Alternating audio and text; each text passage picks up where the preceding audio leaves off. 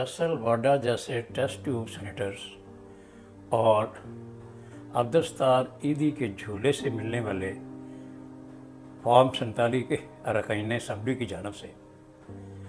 मुल्क की मुअज़्ज़ज़ अदलिया के बाज़ मीर जजेस के ख़िलाफ़ प्रोपेगेंडा, इल्ज़ाम तराशी, धमकियाँ, ये किसी बहुत बड़े पस पर्दा खेल का बता देती है। जब तक इमरान खान पे ताबड़तोड़ हमले होते रहे, रात गए अदालतें लगाकर इमरान खान को सज़ाएं मिलती रहीं, उनकी अहलिया बुशरा बीबी और उन पर इद्दत जैसे मुकदमात बनाकर उन्हें दुनिया जहान में रसवा करने की कोशिश की जाती रही। उस वक़्त तक अदलिया बहुत ही अच्छी थी। उस वक़्त तक ये जज उनकी आंखों का ताज बने हुए थे। लेकिन जैसे ही जजेस के ज़मीर जागे, जैसे ही उनके ज़हनों में इंसाफ की आवाज़ उठी, जैसे ही उन्हें रब करीम की तरफ से रोज़े जज़ा के दिन अपनी इस दुनिया में दिए गए फ़ैसलों का हिसाब लेने का डर पैदा हुआ, और जैसे ही वो आइन और कानून की बालादस्ती के लिए खड़े हुए, तो ये फैसल वाडा जैसे टेस्ट ट्यूब सेनेटर्स और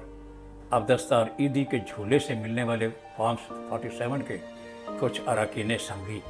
इस तरह लपक लपक कर इन जजेस की तरफ बढ़ रहे हैं जैसे कि इन्हें अभी काट खाएंगे। टेस्ट ट्यूब सेनेटर फैसल वाडा आजकल सीना चौड़ा करके और मुख्तलिफ ज़ावियों से मुंह बगाड़ कर नित नई पेशगोई शक्ल में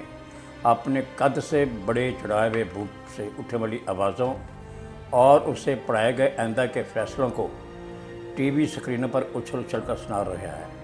उसे चाहिए कि वो शेख रशीद का अंजाम भी सामने रखे, जिसे अभी 2 माह पहले ही 40 रोज़ का चिल्ला काटने की शहादत नसीब हो चुकी है। शेख रशीद भी कल तक फैसल वाडा की तरह हर एंकर का लाडला था और उसकी तरह कई साल किसी के हाथ नहीं आता था और उठते बैठते बड़े फ़ख्र से अजीब सी मुस्कुराहट के साथ गेट नंबर 4 और आपारा कोसार की राहदारियों का खादमे ख़ास होने का दावा करता, और फिर सामने देखा कि इसी गेट नंबर 4 को खोलने या बंद करने वालों ने उसे इसी गेट के नीचे घसीट कर अपना ऐसा प्लस्तर किया कि अब उसके हलक से निकलने वाली आवाज़ थरथरा कर रह जाती है। जिस तरह किसी पुलिस स्टेशन के एसएचओ का टाउट अपने इलाके के हर शरीफ आदमी की पगड़ी छालता है, वही तरीका आजकल फैसल वाडा ने अपनाया हुआ है। शेख रशीद को फिर भी एक सियासी जद्दोजहद रही है, लेकिन वाडा साहब की खिदमात बारे कहा जाता है कि नाकाबिले तहरीर हैं। आजकल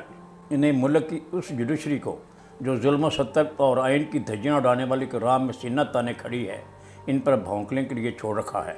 जब तक जजेस कप्तान को उनके वकला के दलाइल सुने बगैर रात के अंधेरे में उल्लुओं की तरह आंखें बंद करके ताबड़तोड़ सज़ाएं दे रहे थे, उस वक़्त फॉर्म 47 की सूरत में रात के अंधेरे में अब्दुस्तार ईदी के झूलने से मिलने वाले ये वज़रा और अरकाइन कौमी सवाई असम्बली के अलावा टेस्ट ट्यूब की पैदावार सेनेटर हजरात ऐसे तमाम जजेस और उनके घटिया किस्म के निज़ाम इंसाफ के सदके वारी जाते रहे। इनकी काबिलियत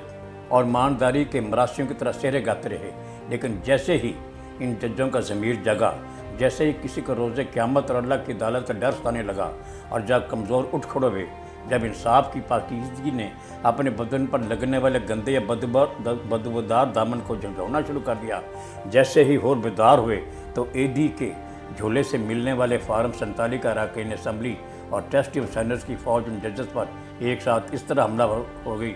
जैसे डरबे का दरवाज़ा अचानक खोल दिया गया हो। ईदी के झूले से रुकन असम्बली के नाम पर मिलने वाली इस मखलूक की अपनी कोई सोच नहीं। इनके गले में डाले हुए पट्टों में लगाई गई घंटियों से जजेस और कप्तान के खिलाफ रिकॉर्ड की गई किस्म किस्म के आवाज़ें सरकारी और नीम सरकारी टीवी स्क्रीनों से सुनाई जा रही है। कुछ लोग काजी की जानब से जजेस के खिलाफ की जाने वाली इन टेस्ट ट्यूब सेनेटर्स की दुश्मनाम तराजियों और बाज़मीर जजेस को डराने धमकाने और इनकी किरदार कशी पर लिए गए 100 मोटबा खुश हो रहे हैं। आप देखिएगा कि काजी का मुंतखब करदा बेंच किस किस्म का फ़ैसला सुनाता है। काजी से इंसाफ की उम्मीद ये एक दीवाने का ख्वाब है। काजी से कोई ये उम्मीद रखे कि वो मुकम्मल और साफ़ सुथरा इंसाफ करेगा, अहम की जन्नत में रहने के मुतरादिफ है। قاضی جی عمران خان کے سب سے بڑے دشمن ہیں اور ان کی پوری کوشش ہے کہ خان کو ہر مقدمے میں سزا دی جائے، اور آپ دیکھیں گے مئی کے آخر یا جون میں خان اور بشریٰ بی بی کو محکمہ خاص کے تحت القادر ٹرسٹ میں کم از کم 25 سال کی سزا سنائی جائے گی۔ اس کے بعد گرمی کی چھٹیاں شروع ہو جائیں گی اور پھر اگست تک کوئی اپیل بھی نہیں کی جا سکے گی۔ فیصل واڈا تو ایجنسیوں کا مول تھا جس کی خان کو سمجھ ہی نہ سکی۔ 7 اپریل 2022 کی سپہر نسیم زہرا، اجمل جامی، کامران شاہد، مجیب الرحمان شامی سمیت ہم 1 درجن کے قریب میڈیا سے متعلق لوگ وزیر اعظم ہاؤس اسلام آباد میں کپتان کے ساتھ سوال و جواب کے لیے موجود تھے۔ اس دوران میں نے اندازہ کیا کہ وزیر اعظم کا باوردی اسٹاف ڈیوٹی تو دے رہا ہے لیکن ان میں وہ پہلے جیسی اسپرٹ نہیں۔ ان کے ڈی ایم ایس بحریہ فضائیہ سے اے ڈی سی سب غیر متعلق سے دکھائی دے رہے تھے۔ اس سے پہلے جب کبھی وزیر اعظم ہاؤس جانا ہوتا، وزیر اعظم سے ملاقات ہوتی، تب ماحول میں اس قدر بے گانگی اور لاپرواہی کا شابہ تک نہیں ہوتا تھا۔ وہاں فیصل واڈا بھی گہری نیلی شلوار قمیض میں موجود تھا، لیکن راہداریوں میں کچھ دیر ادھر ادھر گھومنے کے بعد وہ چپکے سے جیسے ہی باہر نکلے تو اسی وقت کچھ کاغذات لینے کے لیے میں جیسے ہی کار پارکنگ میں اپنی گاڑی کی طرف بڑھا تو فیصل واڈا کار پورٹ میں کھڑے موبائل پر کسی سے کہہ رہے تھے، خان کا رنگ اڑا ہوا ہے، اسے سمجھ نہیں آ رہی کیا کرے، مجھے ڈر ہے کہ پاگل کہیں دھماکہ نہ کر دے۔ اب نہ جانے وہ کس دھماکے کی بات کر رہے تھے۔ ان دنوں خبریں عام تھیں، خان بس آج یا کل چلا جائے گا، کیونکہ اسلام آباد میں تمام خفیہ ادارے سندھ ہاؤس کی اس طرح حفاظت کر رہے تھے جیسے ملک کے نیوکلیر اثاثے یہاں منتقل ہو چکے ہوں۔